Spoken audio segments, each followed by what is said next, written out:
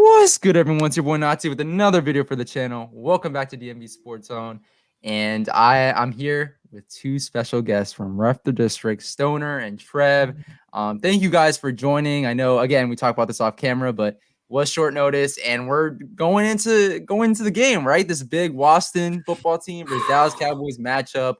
In this very tight NFC East division race. I know Stoner is nervous. A lot of us are nervous out here, but before we get into the Washington football team talk, can you guys go and introduce yourselves to the channel since you are a new guest and plug your podcast?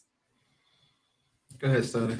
All right, yeah. So I'm Stoner. They call me Stoner because my last name is Stone. It has nothing to do with what happens in the recreational world outside of our podcast. But just if you give me a real quick 1 second, we have a show every Wednesday, 7 p.m. RefTheDistrict, where we talk about everything in the Washington, D.C. sports world, the Wizards, the Caps, the Nats, of course, the Washington football team. We even talk about the Mystics, the Spirit, D.C. United, all of that. We also have a show called Day After Reckoning, which is every day after the Washington football team plays. So it's usually every Monday, 7 p.m. also. We invite guests to video into the show to give their thoughts and their takes on the game. We got a lot going on because we also have a new show. We're not ready to announce it just yet. We do have a new show that may be based around a little side action wagering. So that's coming soon. We'll talk about that when it becomes official. Again, we've got a show called After the Whistle, which is where we do interviews with a bunch of people who are related to sports, but we don't necessarily talk to them about sports. And that's why it's called After the Whistle. So we've had Brittany Wagner, who was the star of season 1 of what was the name Last of the show? Chance U. Yep, Last Chance U. Yep. We've had Ari Mirov on. He is the famous Twitter handle. My sports update. Yeah, thanks, Trev. Thanks for picking me up here. My Sports Update. He now works for Pro Football Focus. And then most recently, we had a 4-part episode called Inside the Washington Football Team Scandal. It was called No Voice Goes Unheard. And we talked to 4 different people who were a part of the organization when all of this toxic workplace stuff was going on. So we have that. And then lastly, I know it's a lot. We got a lot going on. Lastly, we do live streams, watch parties for every game, which we're going to do today as soon as we're done here with Natty. And we're going to be talking about we watch the game, we analyze it. I use air quotes for that. We're just fans, right? So we talk about it from a fan perspective. We don't get into talking about we don't get into talking about he missed the A gap and he was using I don't know that. We talk about it from the fan perspective. So thanks for letting me talk about all of that. Those are everything that we got going on with RefTheDistrict. Okay. And I'm Trev, the 3rd member of RefTheDistrict, and everything the Stoner just said, I'm not going to repeat it. You heard it. So I'm piggybacking off of what he does. I'm part of RefTheDistrict too. So let's do it. Okay. All right. So with that being said, we'll get into the Washington football team talk. I did plug your guys' YouTube channel in the description and your Twitter page as well. And if you guys need me to plug anything more, just let me know. But yeah, we'll get into the Washington football team talk. First question, talk about this off camera as well. But what are your thoughts on the whole defensive end depth situation, the crumbling of this defensive end group in DC with the COVID-19 outbreak, I think we can call it now, and Ashburn? What are your thoughts there? And I mean, are you comfortable with the group as is going into the matchup? No, I am not comfortable. Our defensive end room is lacking depth, obviously. Was really looking forward to seeing Montez Sweat back today, but he caught the COVID bug. Rumor has it that he was in the building all week with COVID. Therefore, by the weekend, our COVID outbreak happened to our defensive end room, and we've got players, I can't even pronounce the name right, Bertimi, whatever.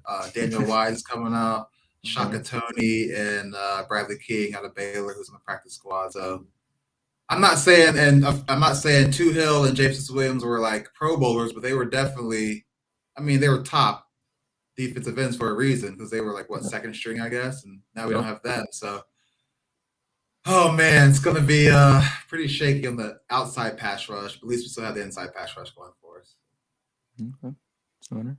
Yeah, man. So anytime you're down to defensive end 5, 6, 7, and 8, that's not a good thing. As good as they are, there's a reason they're not defensive end 2, 3, 4, whatever, right? They're bottom of the roster guys.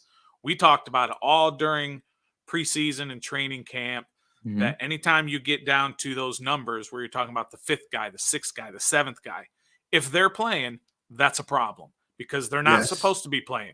Sure, they're world-class athletes. We understand that. But relatively speaking to the guys who they're playing against, they're not at that level. So that is a problem. Now, if we were like, I don't know, 8-4, 9-3, 10-2, and we were losing the defensive room losing the defensive end room right now, I'd be okay with it because of our record. But this is a huge important game. Our postseason kind of relies on this game a little bit. At least the start of us getting into relies on this game, and we're down to, like you said, Stoner 5, 6, 7, 8. That's not ideal for this matchup today. So. But okay, so we had a couple guys. Well, 3 guys, I believe, go down with the COVID bug in the defensive end group. What do you make of like the coaching staff, the front office group here, not going after, a defensive end to potentially bring in? You guys talked about it in the offseason. I did as well, like the lack of depth that we already had. So when you compound that with like not bringing anybody in with this whole COVID-19 situation, what do you make of all of that? I mean, it's hard to say that. It's hard to predict a COVID-19 outbreak in week 14 of the year. You only have so many roster spots. You've got so many game day roster spots, and you've got only so many practice squad positions that you have to fill with a quarterback, with a kicker, with a backup long snapper, all of these backups, and you run into a numbers crunching game. And so you have to decide where you're going to bring in different players from the outside, from the street, to fill those positions. And in this case, maybe they didn't bring in defensive ends because I think at the beginning of the year, you had a very strong defensive end group. Casey Toohill and James Smith-Williams are above average players. They're not Chase Young, Montez Sweat level, but they're starters on other teams. So that's a great room to have. Then guys start going down. Then you have the other guys start coming up, the Shaka Tonys and the William Bradley Kings, who are on the practice squad for a reason, right? And you start bringing them up, and now it's just become a numbers game. Now maybe you should have, but what happens if the quarterback room comes down with this and you have Shermer sitting over there and he's your starter? But if you didn't have Shermer and you had a defensive end instead, because you're trying to cover those potential losses, then you're in a Denver Broncos situation from last year when they were starting a wide receiver who hadn't played quarterback. You know what I mean? Yeah. It's a numbers game. It's hard to deal with. It is.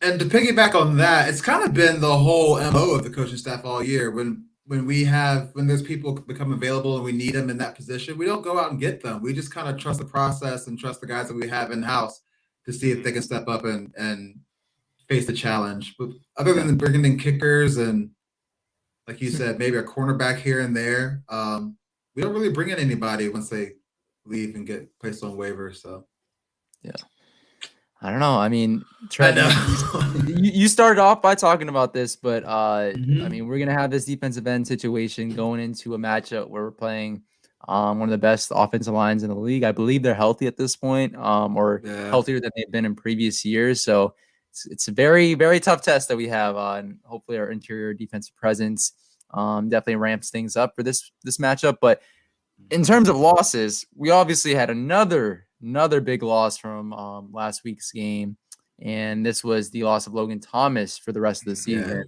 How big of a loss do you think that will be for this offense? And do you think, guys like Ricky Seals-Jones, John Bates, especially, do you guys think that they could step up in their new roles? Logan Thomas after the season is a huge blow. Stoner mentions this all the time. He may not be a top target or all-pro tight end, but defenses have to definitely game plan for that guy, whether he gets 4 or 5 targets or 7 or 8 targets. They have to game plan for him, not only for receiving, but also pass blocking in the run game too as well. And once you lose that, then you have Ricky Seals-Jones, which was kind of a flex tight end. He's a wide receiver turned tight end. Not really built, not really solid as Logan Thomas. And then John Bates is probably the next one up to Logan Thomas that can provide that run block and pass catching like he showed on Sunday. But losing Logan Thomas is huge. Where is Sammis Reyes in all this? I mean, he's just on the bench where he needs to be. Yeah, I know he's on the bench, but like, where is he going to be in all this? I guess. Yeah. I guess he's just going to come in for special teams still, and then I guess run blocking. If we do 2-3 tight end packages and it's a clear run, maybe. Yeah. But other than that, he's just going to be watching from the sidelines, man. Yeah, this is where the assistant coaches earn their paycheck. So you're losing Logan Thomas, and Trev nailed it perfectly. Other teams have to prepare, have to work into their game plan. Logan Thomas, they don't have to do that with Ricky Seals-Jones, with Bates. They don't have to do that for them. And sorry to say that, they plan for him to be there, but they don't have to specifically maybe put one guy on Logan Thomas the whole game. Mm-hmm. They don't have to do that with Ricky Seals-Jones and Bates. They're just part of the offense. So the coaches have to devise schemes to make them effective in either the run game or the passing game. Bring John Bates in and run a pass play, because normally you see Bates come in and it's going to be a run. Bring Ricky Seals-Jones in, it's going to be a pass. You have to mix those things up. Same on the defensive line, right? You're going to have to scheme effective plays in order for defensive end 5, 6, 7, and 8 to be effective. You're going to have to blitz more. Guys are going to have to step up, the Allens and the Paynes and Ionidises of the world. Same thing on offense. Without Logan, they're going to have to scheme ways to be to make up for that huge, huge loss. Yeah, exactly. Agreed. Fight for old DC. I'm going to be so embarrassed if we can't beat Dallas. I feel like Dallas should be embarrassed. Yeah, Dallas should be embarrassed. Based off of everything that's gone on this week, their record, the hype that went into them early in the season. I don't know if embarrassed is the right word to use if we lose, but I mean, Dallas is a good team. They're 8-4 for a reason. They've had some bad losses.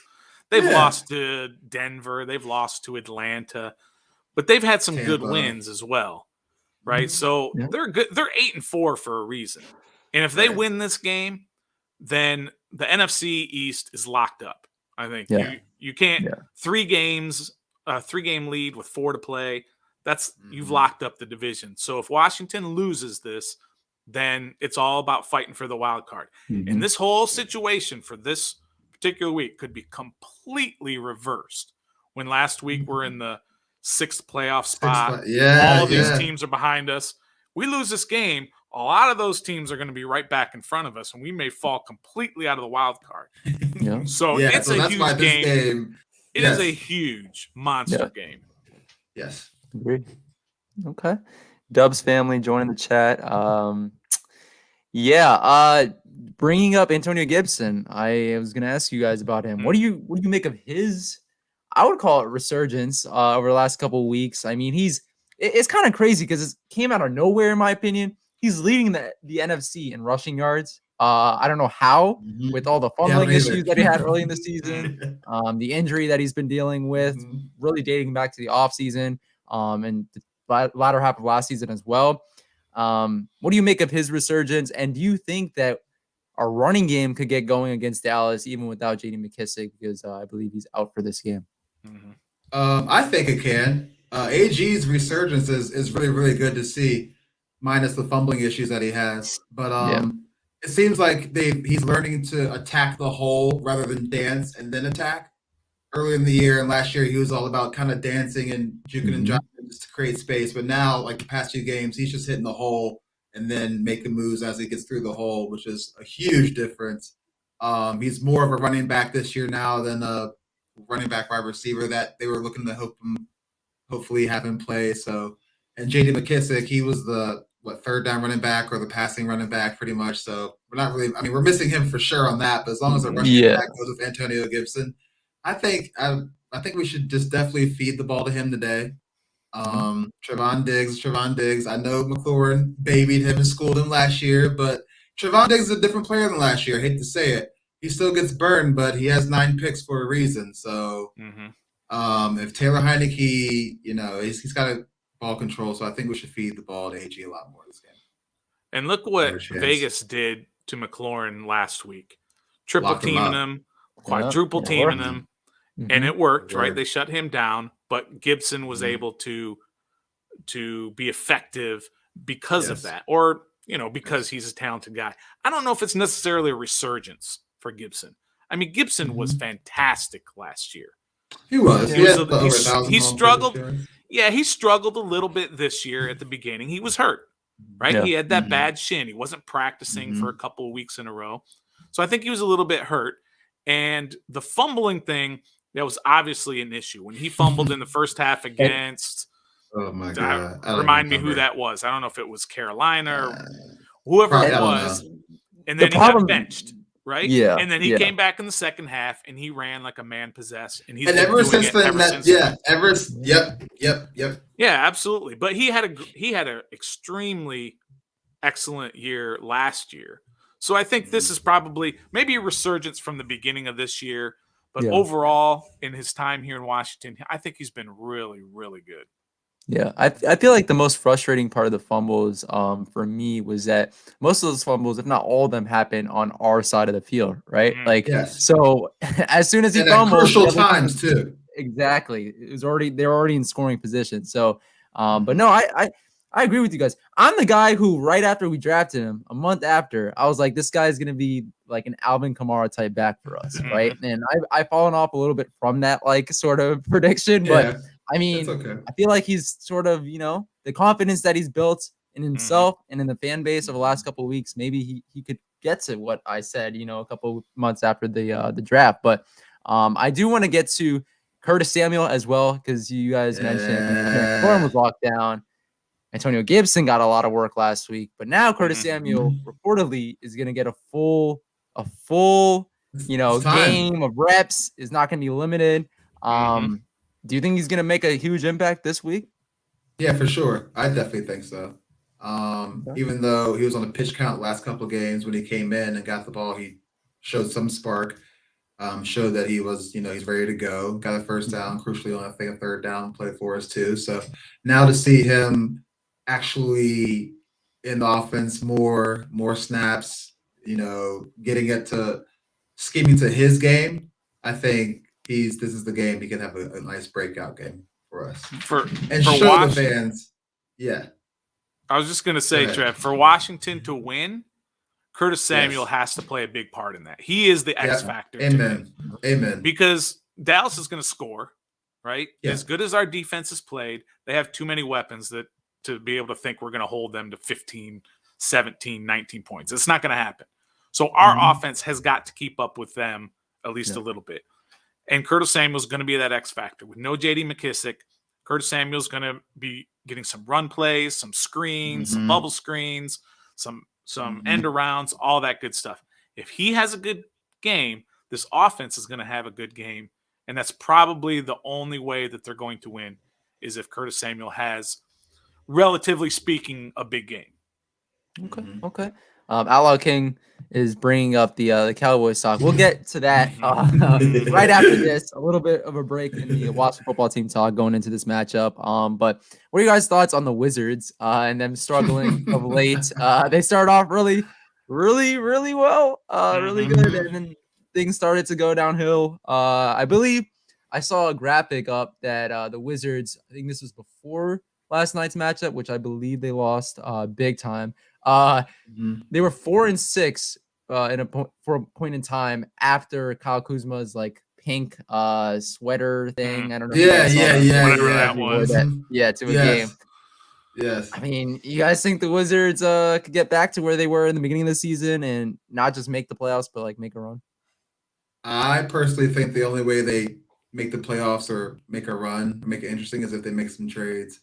And obviously Bradley Beal, he's the catalyst of that team, and he is struggling. So if he's struggling, they really don't have another person to step up and take over that void that Bradley Beal is giving right now.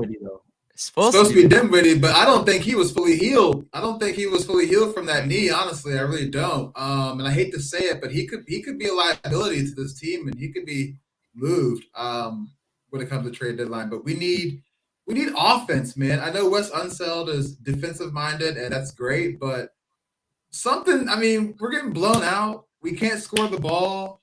Our 3-point shooters aren't making shots. Bradley Beal, like I said, is not Bradley Beal. They're going to need to make some moves. I know Rui's got to come back. Thomas Bryant's got to come back. That might, cause momentum and, get things going. But they need some help, man. They need some help.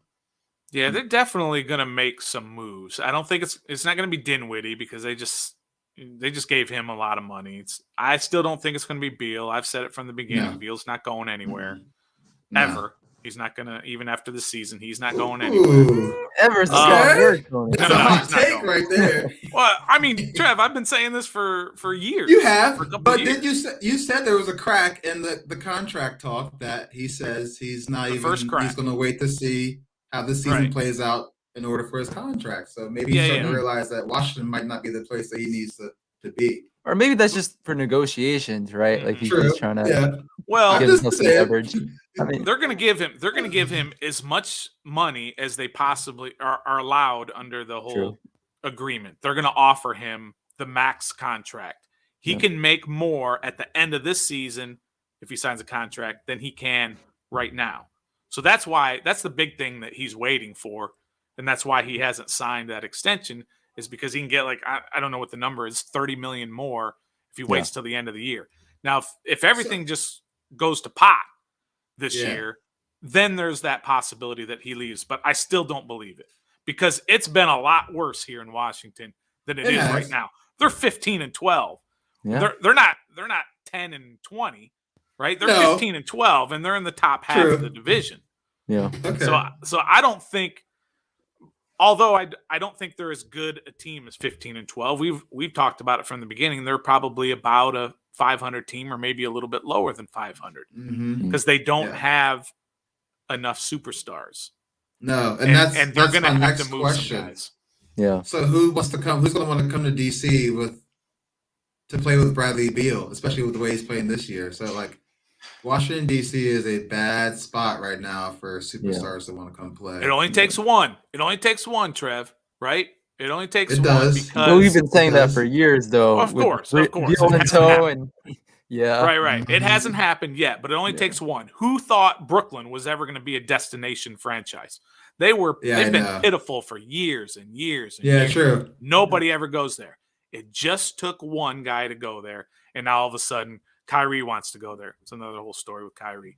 Harden wants to go there. As soon as Durant went there, everyone was like, Blake Griffin wants to go there. LaMarcus Aldridge wants to go there. Yeah. Everybody wants to go to Brooklyn. Patty Mills is there. Everybody's there. Because it only took one. So that's all they need is to get one guy to come here, and then other guys will follow. I don't know if it's going to happen. I don't know if it's going to happen, but it just takes one. Yeah. The only thing I'll say is I am very much regretting that. I don't know if you saw earlier in the season. Before the season, I made the prediction that the Wizards were, like you guys kind of talked about, a fringe playoff contender. I thought they weren't even going to make the playoffs. And I think it was 3 weeks to a month into the season, I posted a tweet saying, guys, I think this year is going to be different. I think the Wizards are showing us that they could be a really good team this year. I think all you guys, all the people out there who, hated me in the offseason for making that take, you guys are going to be right. And I'm sorry. I'm going to say it now before things start rolling. It works for a couple weeks, and then now I feel like it was kind of premature. So I don't know. But moving on from the Wizards talk, like I said, let's talk about the Cowboys and them making this matchup ever more spicy. What are your thoughts on them flying in their benches into FedEx Field? I think it's the first time ever that's happened per Mitch Tischler, a friend of the channel.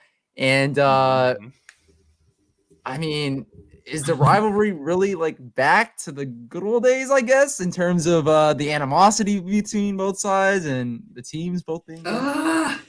Well, when I did first see that Mitch Tischler about the benches, I was pissed. I was like, what? Okay, it's on now. But then Todd Archer, their insider for the Cowboys, tweeted out saying the reason behind it was because the opposing team benches at FedEx Field, the heating thing conks in and out all the time. Doesn't really work. It's 50 degrees. Come on. They brought their own benches here so they could keep warm on the sideline. So I'm still saying it's all smoke. What about in seasons past, though? Back. I know. That's what I'm saying. It's been like 20 degrees. It's not. So that's smoke. That's a petty move. It's a move to get in everybody's head, but I think Ron has those boys focused on what's really important, and it's not the visiting team's benches. But that's a start to renew this rivalry that, I mean, they should be mad. They got waxed twice by us last year, once on Thanksgiving. I mean, so they should. I mean, what they're doing, I would be doing it too if we got waxed by if we weren't the Washington football team and we were a better team and the Washington football team waxed us that bad like twice last year. I'll probably do something similar. So I like it. At the end of the day, I like it. Yeah, Natty, wouldn't you, if the roles were reversed, and over there in Jerry's world, and we had these big old Washington football team benches and all this stuff over on the sidelines, you'd be getting hyped, right? You'd be like, yeah, we're sticking it to them. We're going at them. We're getting in their face. We're back. This franchise that's what you'd be saying if the roles were reversed, right? That's for sure. But when it comes on our side, then we get a little offended when things like that happen. I mean, it seems like the Fed is a really good place for people to come offend us. Jackson Mahomes, Pat Mahomes' brother. Everybody, the opposing team fans every game, they overshine us, and then now we got the Cowboys bringing their benches to our field. So it's spicy for sure. And then that big dope Mike McCarthy talking about can't forget that to win, right? Yeah. Every coach will say that behind closed doors. Yeah. You don't say it in the media to get just to make a controversial statement like that. And he's a big dope. He's like, ain't that what I'm supposed to say? That's what he said when somebody called him out. Ain't that what I'm supposed to say? He doesn't even know how to talk regular. He's a big dope. How do you feel about that? How you feel about Mike McCarthy? Yeah, what do you think about them doing all that? No, I mean, again, like we talked about this off camera, but I'm hyped. I mean, part of me feels offended, of course, as a Washington football team fan, that the Cowboys think they're all that and they can just, bring in their benches, predict that they're going to win and think everything is going to go smoothly. I'm definitely offended in that part. But I'm also, as a young fan, I love the animosity between both sides. That's sort of like piling up. Like, for me, this is, the last couple of years have been tough when it comes to this rivalry. Either the Cowboys have been really good or the Washington football team has been really good, right? And the other time has been like terrible, right? We've never had both teams be really good for a while now. So I like it. So I don't know. There's conflicting sides here. But for sure. No, in terms of Mike McCarthy, though, I agree with you, Stoner. I mean, Aaron Rodgers saved this man's coaching career. That's all I'm going to say. Amen. Right. And Dan Quinn's about to take his job next year. So yeah. But with the matchup, of course, that is going to get underway in T-minus 27 minutes, I do want to ask you a couple more questions with regards to it. The next question I want to ask you, and this, my uncle and I were actually talking about this yesterday, but who in Washington secondary will cover Dallas's top three receivers, at least for most of the game? I personally believe William Jackson III is going to be on Amari, Kendall on CD, and then maybe Danny Johnson on Michael Gallup. But I mean, I don't know. What are your thoughts on that matchup overall, and also who's going to guard who? That matchup is scary, to be honest, and that for us, for our secondary to shine and be productive, it's going to start in the trenches up front. If we put pressure on Dak and make him throw the ball when he doesn't want to or inaccurate, then we can feast. But if we can't even get anywhere close to him and he has time, those receivers are too fast for our DBs. I mean, we've seen Kendall Fuller get burnt by every receiver that he's played against at least once a game. William Jackson is starting to be William Jackson.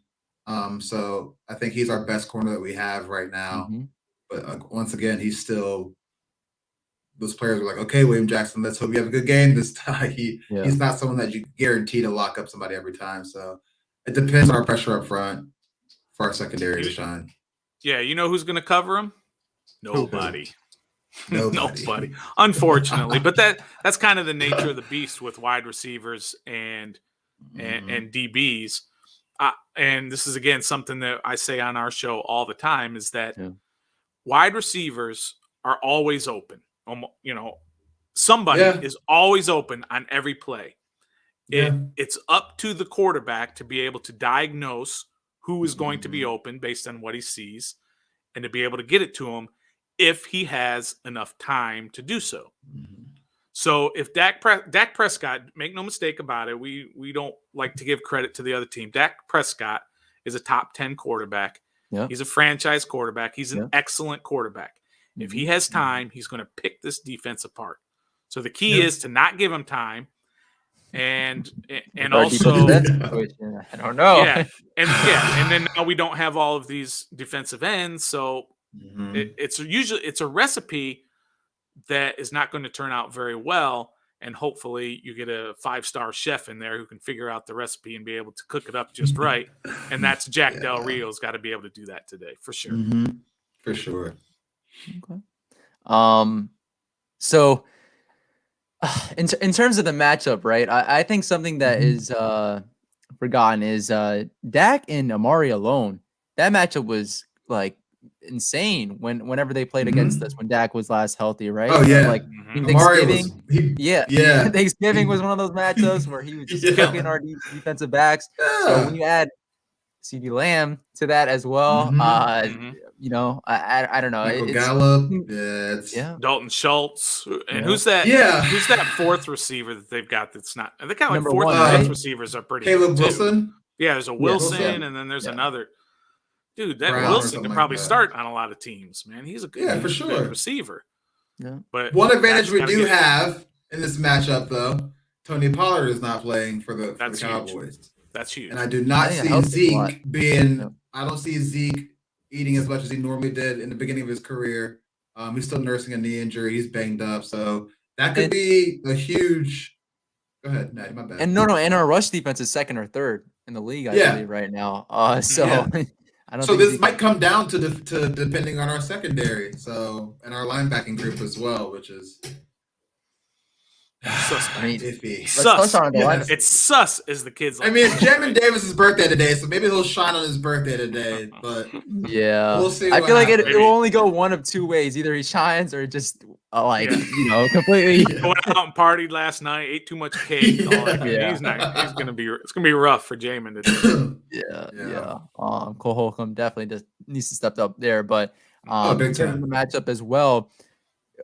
I think another thing that needs to be talked about more, the Cowboys for the first time since week 1 will have all 3 of their stud pass rushers. Micah Parsons, the guy who is what Chase Young is supposed to be here in DC, and Marcus Lawrence and Randy Gregory all in tow.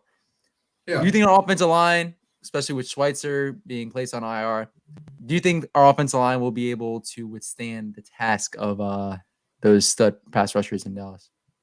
I do personally, because we handled Tampa Bay. They have one of the best defensive lines in the NFL with Vita Vea and Ndamukong Suh, and then the edge rushers they have, the linebacker group they have too. So I think the whole year our offensive line has done really well. Taylor Heinicke hasn't been sacked as many times as last year as we thought, and the sacks that he has had, he's taken himself. I think, just trying to, and then he just can't just give up. But no, our offensive line really hasn't had anybody just rope through him and then get our quarterback. So I think our offensive line will be able to do the job today. What does Micah Parsons, DeMarcus Lawrence, and Randy Gregory, what do they all do extremely well?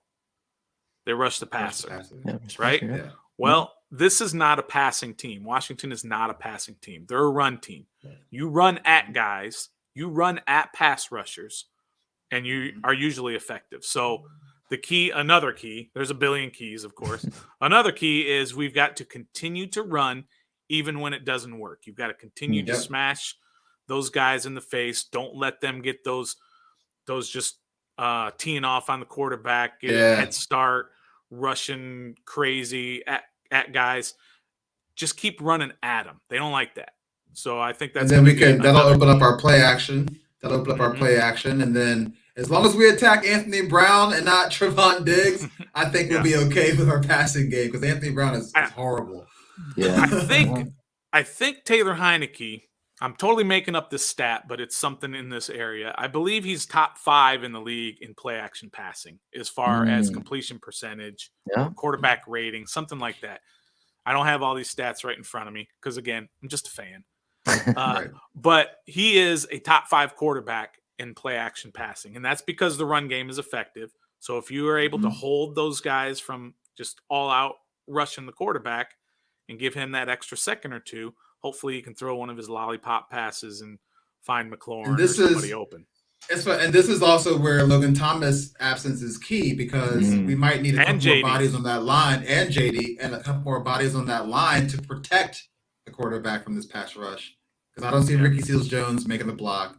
And maybe we might see Samus Reyes a little bit more today for that reason, to help protect the quarterback on passes. Who's coming up for JD? Who's taking? Is it Smallwood again? Smallwood, I believe. Probably went with Smallwood. Yeah. Okay.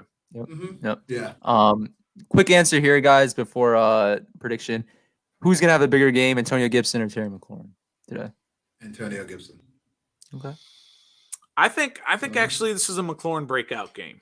As much as I love Gibson, as much as I love to say run the ball, I think this is going to be a breakout game for him. He's had at least 2 games in a row where he's done pretty much nothing.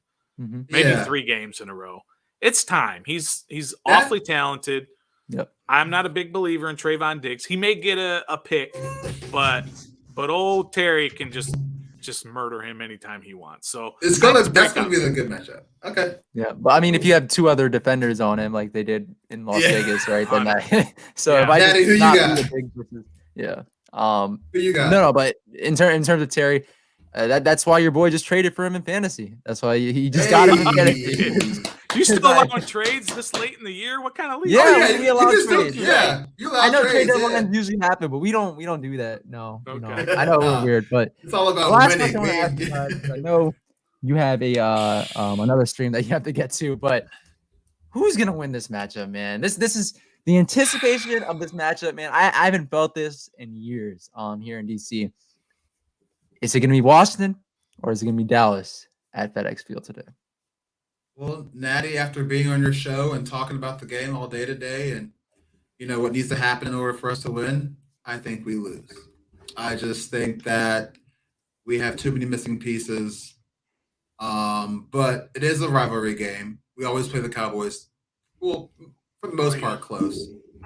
But I just think that we don't have the firepower to beat them this go around at home. I think it's going to start off close. Everybody's nerves, the spiciness, the rivalry, but then once they settle in by first quarter, second quarter, I think it's a done game. Okay. I appreciate the honesty. Okay. Yeah. I'm not a homer who's just gonna pick the home team every single time. I try and look at it as best I can. Again, I'm only a fan, so I don't study all the matchups and everything. But usually it just comes down to if you have 2 pretty even teams, which I think these teams are pretty even. There's only 2 games separating. When you have that, then I go to the quarterbacks. Which team has the better quarterback? And that's usually the team that's going to win. Now, I've been wrong most of the year in my predictions. So that's a good thing, right? For all the fans, that's a good thing. Yes, because I predict that Washington is going to lose. I think Dallas is going to win. And they're going to score some points. I think it's going to be something in the neighborhood of 31-20, 31-17, I like that score. Something like that. Okay. Natty, who you got? Man, waiting all week, man. You've had all week. You should already know. I know. You can't see it very well back here, but we made our predictions on Wednesday on our board over here. Yep. We're all pretty much set. So you should already know what your game score is. I mean, 15 minutes into the matchup, I should know. But right. In terms of Tone's question here, he was signed to the practice squad. I don't think he was activated. He's the new fullback that we just signed. So I don't believe he's going to play against Dallas. But in terms of my prediction, you know what? I am usually honest. Okay, no, I'm always honest when it comes to these predictions. I usually. I predicted blowouts against this Washington football team. I predicted that they, lost big time and predicted a lot of losses. I cannot predict a loss for this Washington football team against the Dallas Cowboys. I can't. I know we're supposed to be objective, and I usually am objective, but I cannot. I cannot ever say the Dallas Cowboys will beat this Washington football team. I don't care if the Cowboys are freaking 11-2 and we're 2-11. Like I'm sorry. I just can't. I can't.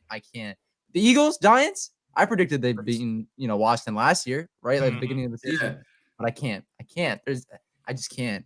I have to take a shower. You feel bad now. I can't. I just can't. Especially after this week.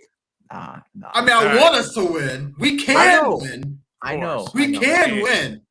Yeah. It's not a game where it's like, oh, we don't have a chance. We definitely have a chance. Yeah. But